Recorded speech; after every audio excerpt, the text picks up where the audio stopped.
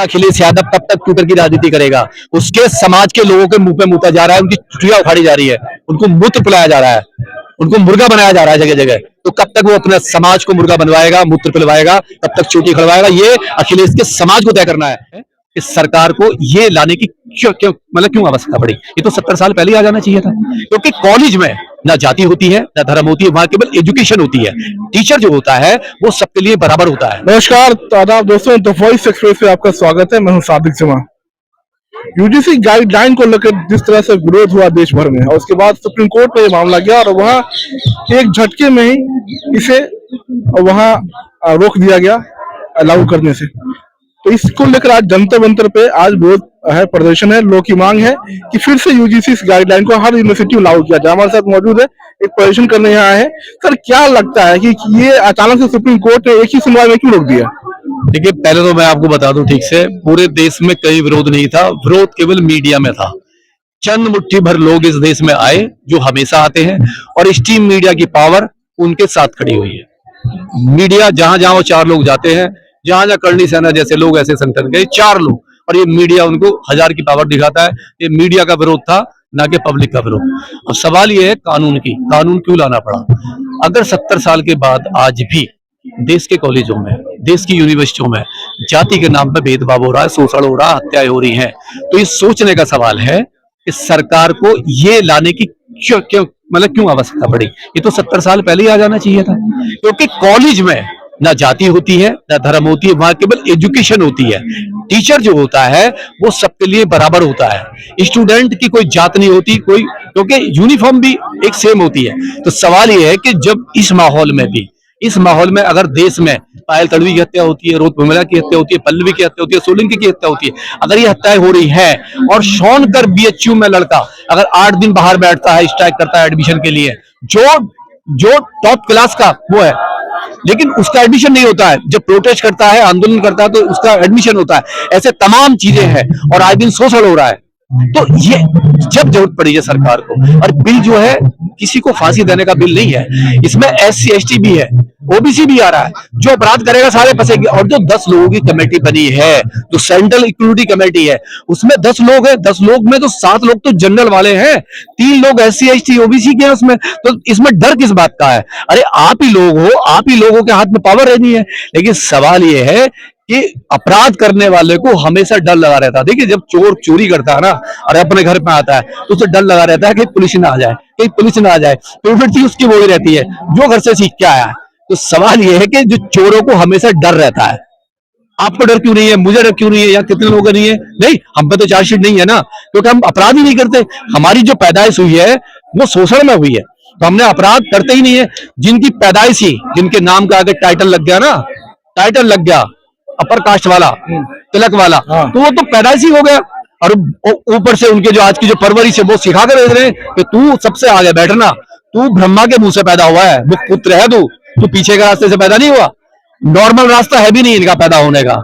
इन्होंने खुद कहते हैं, इनके शास्त्रों में लिखा हुआ है कि मुख पुत्र से पैदा हुआ है। जो भैया मुंह से पैदा होने वाले का तो घर वाले क्या शिक्षा देंगे? कुमार विश्वास तो कहते हैं मैं अभागा हूँ। कुमार विश्वास मुझे बहुत बढ़िया लगा, बेचारा कुमार विश्वास, पेट्रोल पंप का मालिक, जिसका बाप बहुत बड़ा उद्योगपति, जो कथा करने के लिए 1 लाख रुपए लेता है, कवि करने के, कविता सुनाने के 1 लाख रुपए लेता है, अब तो सत्संग करने के लाखों रुपए लेने लगा।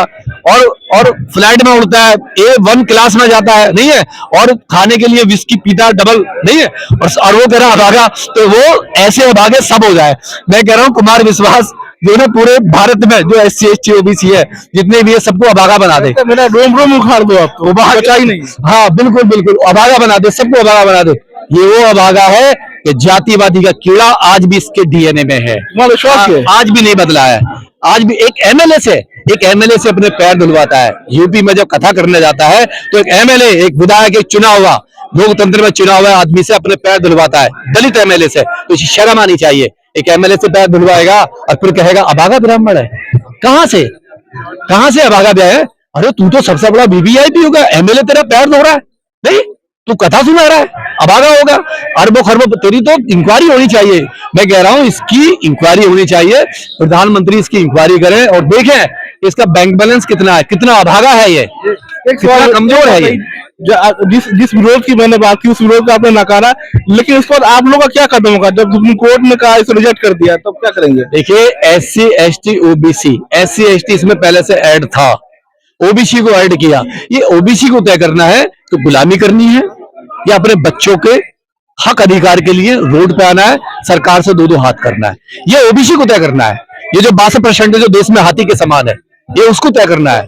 सुप्रीम कोर्ट ने यह कहते हुए खारिज कर दिया कि इससे भाई जातिवाद की खाई बढ़ेगी। मैंने कहा नहीं, सुप्रीम कोर्ट को जब SC ST OBC का कभी भी कोई बिल गया है, कभी भी कोई वहां पे जाता है तो सुप्रीम कोर्ट सबसे पहले उस पर रोक लगाता है। सुप्रीम कोर्ट की प्रवृत्ति है, क्योंकि वहां जातिवाद नंगा खेल जो होता कोर्ट में, आपने देखा होगा SC ST कोटे में नहीं, कोटे का बिल का एक झटके में, रविदास मंदिर का एक झटके में, 3 कानून, इतने किसान मर गए नहीं, हजारों 1100 किसानों की आत्महत्या हो जाती है और वो सुप्रीम कोर्ट को नहीं दिखाई देता। नहीं, रविदास मंदिर में हत्या होती है, नहीं दिखाई देता। SC ST एक्ट में तेरे बच्चों की हत्या हो जाती है, नहीं दिखाई देता। CA आंदोलन, हाँ NRC CA नहीं दिखाई देता। मतलब इस सुप्रीम कोर्ट को कुछ नहीं दिखाई क्या देता है कि एक बिल आया और उसमें समाज बढ़ जाएगा, देश बढ़ जाएगा, नफरत हो जाएगी, केवल वो दिखाई देता है। अब आपकी अधिकार की लड़ाई कहाँ जाएगी, कैसे करेंगे? अगर चाहेगा ओबीसी चाहेगा, देश में ओबीसी 62% है, ठीक है, और ओबीसी सबसे ताकतवर है। अगर ओबीसी को लगेगा उसको अपने बच्चों की लड़ाई लड़नी है तो लड़े, और बच्चों गुलाम बनाना तो बनाइए, ओबीसी के हाथ में है, हम क्या कर सकते हैं इसमें। बैकवर्ड है, अखिलेश यादव है, बड़े बड़े लीडर हैं, आए रोड पे करें ना, डिमांड मांग करें। ट्विटर से ट्विटरबाजी करते हैं वो तो है ना, फेसबुक से बोलते हैं, लगता है सड़क पर उतरने की जरूरत है अखिलेश यादव को। तक ट्विटर करेगा अखिलेश यादव, कब तक ट्विटर की राजनीति करेगा?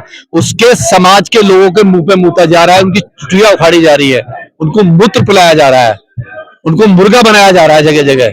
तो कब तक वो अपने समाज को मुर्गा बनवाएगा, मूत्र पिलवाएगा, कब तक चोटी खड़वाएगा? ये अखिलेश के समाज को तय करना है, ये यादव जो है ना ओबीसी को तय करना है कि कब तक ऐसे लोगों के साथ वो खड़ा रहेगा। तो सवाल ये कि ये इनको तय करना है कि इनके बच्चों को न्याय चाहिए या इनका शोषण ऐसे ही होता रहेगा। जिस तरीके से जो इनका अभी जो रिजर्व कोटा है उसमें 0 है, ये लोग 0 है, ये ओबीसी, कहीं एक सीट नहीं होगी इनकी। 1100 यूनिवर्सिटियां देश के अंदर, एक VC नहीं मिलेगा ओबीसी SC ST। कथा करने की जरूरत है इनको तो। हाँ ये कथा पैर दबाने का इंतजार है। वो तो अभी मुक्तेश्वर नंद के पैर दबाने को तैयार है अखिलेश यादव, अभी तैयारी हो रही है उसकी। सवाल ये है कि जब तक इन नेताओं को ना विरोध नहीं करेगा समाज। आपको क्या लगता है कि अखिलेश यादव ब्राह्मणवाद के चंगुल में फंसे हैं? चंगुल में नहीं फंसा है, चंगुल में नहीं फंसा, वो कर रहा है, जानबूझ के कर रहा है, जानबूझ के कर रहा है। ब्राह्मणवाद के ही नक्शे कदम पर है वो, उसे 80% की चिंता नहीं है, 60% की चिंता नहीं है, उसको 10% की चिंता जो उसके साथ है भी नहीं। तो इस लड़ाई में बहन मायावती का सहयोग कितना बड़ा जीरो सहयोग है। उन्होंने तो खुद घुटने टेक दिए, उन्होंने तो खुद ही हाथी को बिठा दिया है, घुटने टेक दिए। हम उनका भी विरोध करेंगे, हम कोशिश करेंगे विरोध करें, और इतना विरोध करें तो उनमें अकल आए, समाज से माफी मांगे और वो जो 80% की चिंता करें। चंद्रशेखर रावण सड़क पे उतरने की बात कर रहे हैं। चंद्रशेखर तो शंकराचार्य की लड़ाई लड़ने की बात कर रहा है। चंद्रशेखर जो है उसे शंकराचार्य की फिक्र है, मुक्तेश्वर नंद की फिक्र है। जो मुक्तेश्वर नंद ये कहता है कि इस देश को इस्लाम से खतरा नहीं है, अम्बेडकरवाद से खतरा है, उसको तो उसकी चिंता हो रही है। वो कहता है संविधान से ऊपर धर्म है, उसकी चिंता हो रही है। जो बहन बेटी की रेस्पेक्ट नहीं करता उसकी चिंता हो रही है। सवाल ये है कि चंद्रशेखर जैसे ये सब एक्सपोज हैं, इनको शंकराचार्य की चिंता है। समाज के लिए तो राजनीति करेंगे केवल। तो आपका शुभ नाम? डॉक्टर गौतम। बहुत शुक्रिया डॉक्टर गौतम, बेबाक बात रखने के लिए। तो आप देख रहे थे जंतर मंतर से हम आपको हमारे साथ थे डॉक्टर गौतम थे, जिन्होंने बेबाक तरीके से अपनी बात रखी और बताया कि सुप्रीम कोर्ट में जो यूजीसी गया उसके साथ क्या हुआ, देश में जातिवाद का जहर कितना गहरा है। हम हाजिर होंगे फिर से नए वीडियो के साथ, तब तक मुझे बहुत शुक्रिया।